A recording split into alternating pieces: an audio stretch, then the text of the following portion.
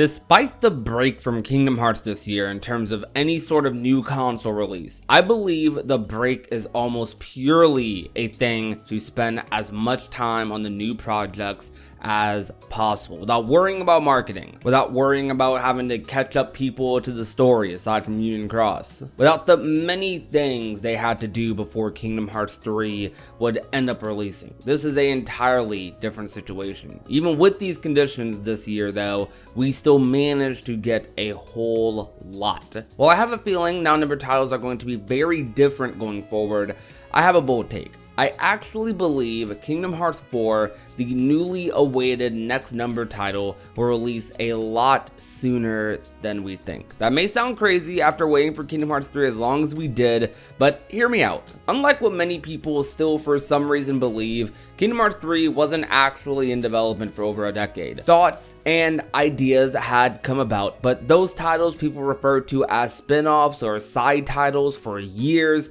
were actually widely prioritized by Square Enix and ended up being a major factor in the story for Kingdom Hearts 3. A lot of them also being direct continuations off of Kingdom Hearts 2's story, games like Recoded, games like Dream Drop Distance. They wanted to take the story to new places and focused on introducing Kingdom Hearts to fans on many different platforms. The actual development cycle of Kingdom Hearts 3 would end up being around 6 years, though with such a switch in engines in 2014, you could say 5 years even. The gap between Kingdom Hearts 1 and Kingdom Hearts 2 was only a late 3 years, and Kingdom Hearts 2 only had a 2-year development cycle. A reason this gap was significantly shorter compared to the wait by fans for Kingdom Hearts 3 is because they weren't creating an entirely new structure and graphic style for this game. It was able to build directly on top of what Kingdom Hearts 1 Final Mix had, and also the only game in between that was Chain of Memories, which only released a year before Kingdom Hearts 2 came out. There's no indication that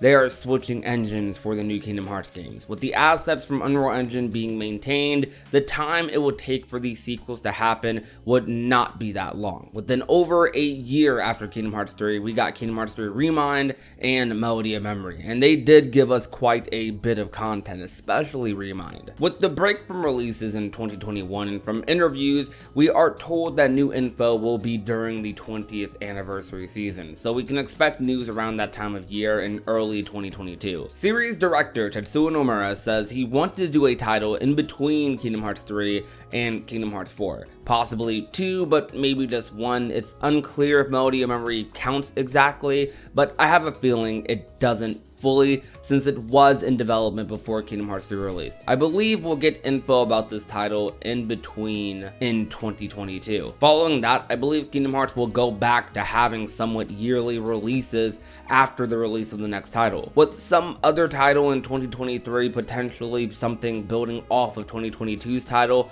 or something compiling Union Cross's story, with Kingdom Hearts 4 falling after that in 2024 or 2025. That is my line of thinking. This sounds a little long, but I mean, we're already nearly done with 2021, and with the releases of other Kingdom Hearts games likely to happen from 2022 onwards, or at least a lot of news and information progression in general, it won't feel that long. What could drag this speculative release schedule out though is that Square Enix does like to go above and beyond in terms of stylizing their games, but even doing that under the same engine will be a lot less time consuming than building it from the ground up. I see so many jokes about the next Kingdom Hearts title taking 20 years to come out, and I know they're mostly jokes, but I do see some people genuinely think this when it comes to number titles, when I don't think so as much. I definitely don't think it will be close to the time it took for Kingdom Hearts 3 to come out for a lot of people, though unlike what some people pretend, it wasn't a bunch of blank years between Kingdom Hearts 2 and Kingdom Hearts 3 coming out. There were a lot of titles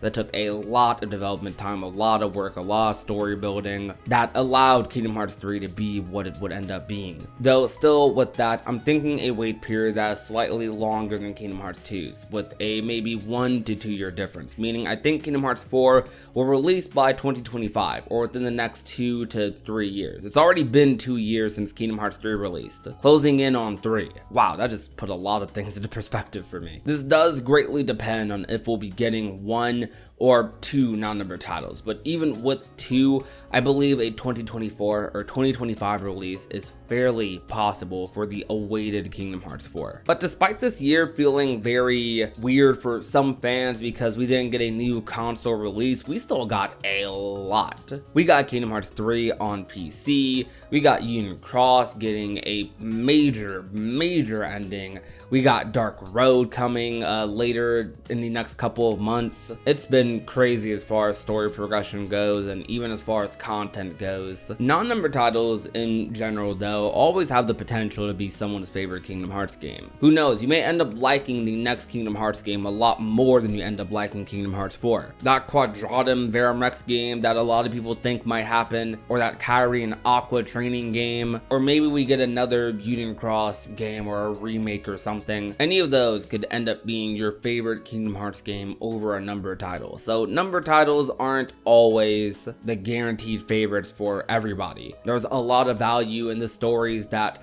Days tells, Birth by Sleep tells, Dream Drop tells, and they actively do progress our stories as well and help our characters grow, give us new perspectives on situations that happen in certain games. Nowadays, when it comes to Kingdom Hearts more than ever, especially after Kingdom Hearts 3, while the big anticipation of numbered titles and what they offer is amazing, I'm just excited to get new Kingdom Hearts games. Going from game to game, progressing the story is just fascinating. I think the next few non-numbered titles are likely just going to build on top of what KH3 already had, probably having their own little systems and gimmicks and stuff, but likely with a similar feel, but probably a shorter game. And I'm pretty excited for that, and I can't wait to see how they even improve off of those titles for a KH4 or something. But I know a lot of people look at the number tiles as like the next big true Kingdom Hearts experience, but you never know what Kingdom Hearts game exactly is going to end up being your favorite. When you play the next game, it could end up being an experience that surpasses a number title for you, that surpasses a KH4, a KH3, 2, 1, whatever. Every Kingdom Hearts title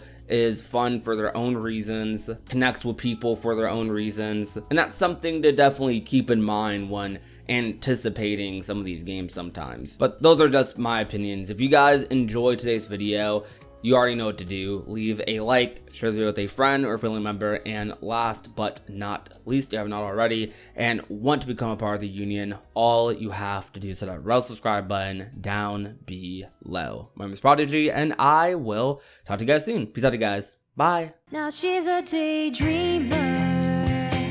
She's always thinking about him. No more room in this picture for you to fit in. Now she's crying on the phone, telling you she's not good enough for him. When you think that she